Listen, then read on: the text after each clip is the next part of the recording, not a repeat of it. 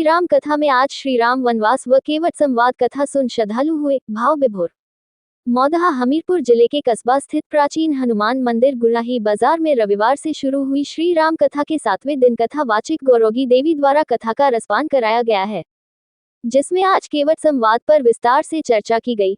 जहां एक ओर श्री राम अपने तीनों भाइयों के साथ दूल्हा बने, वहीं जनकपुरी से आई बारात का माताओं ने स्वागत किया और अपनी 4 पुत्र वधुओं को गले से लगाया।